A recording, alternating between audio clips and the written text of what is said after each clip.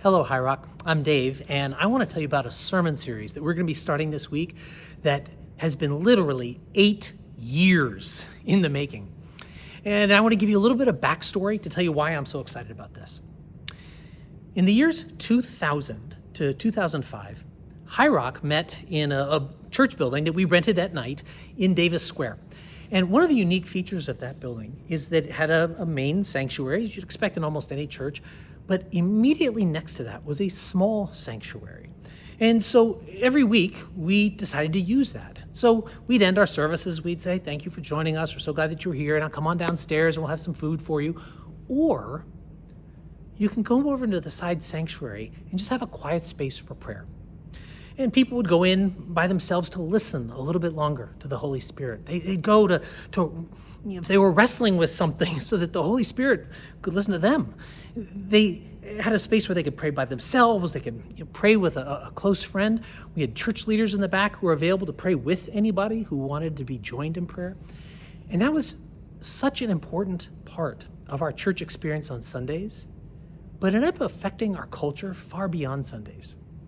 It just reinforced that the centrality of this constant conversation with God that we want to bring into every place that we go and everything that we do.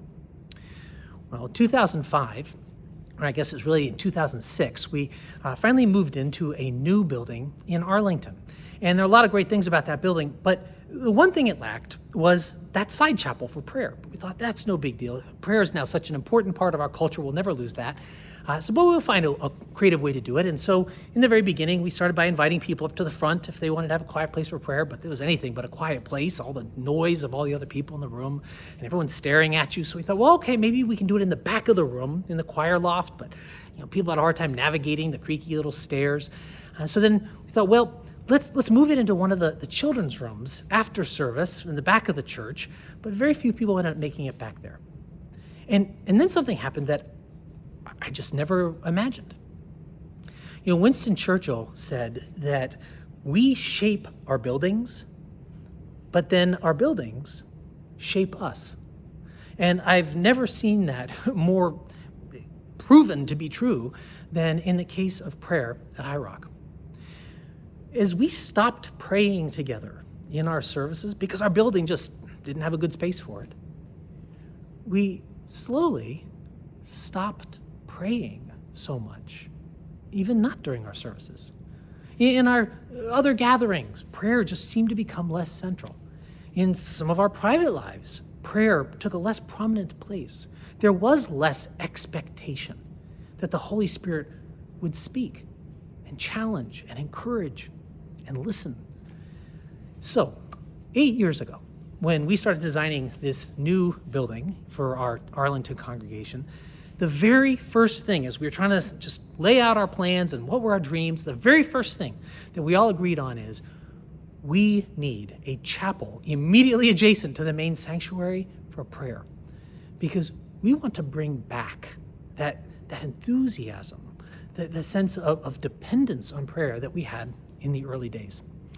And that's what you see right behind me, is this prayer chapel that we've got in our Arlington building.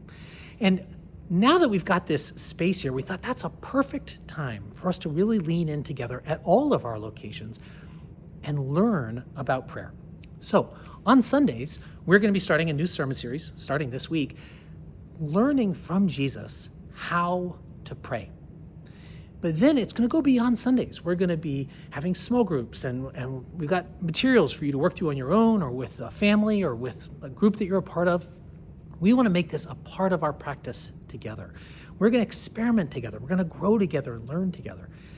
But also, every week after service at all of our locations, we're going to have a space to pray. And it can be a time where you pray on your own and just, again, listen a little bit longer if the Holy Spirit's speaking. It can be a time where you wrestle in prayer on your own, or where you can invite some people, some leaders of the church, to join you in prayer. All of those things are going to be available every single Sunday during this prayer series. In addition, we're going to have a space at each of our locations where we can write out our prayers. We'll give you more details about it later, but we're going to be writing out some of our prayers anonymously so that we can not only learn from Jesus how to pray, but we'll actually learn from watching each other pray, hearing the kinds of conversations that some of our fellow church members are having with God. It's going to allow us to learn from each other how to pray. It's going to allow for us to join each other in prayer, as now we can pray alongside our brothers and sisters. And we're going to have prayer teams that are going to come through in all 3 of our locations and pray for the prayer requests that are being put up on the boards. My hope is that we're going to learn a lot about prayer during this summer. But my hope goes way beyond just that. My hope is that this is the beginning of recovering something that was so precious to us in the past. I think was such a source of our vitality and our strength in the past, and I think could be again in the very near future. I know it won't all happen in the next 6 to 8 weeks, but I know that it could happen. And I hope that this is a beginning. And I hope starting this Sunday, you'll join us. I look forward to seeing you there.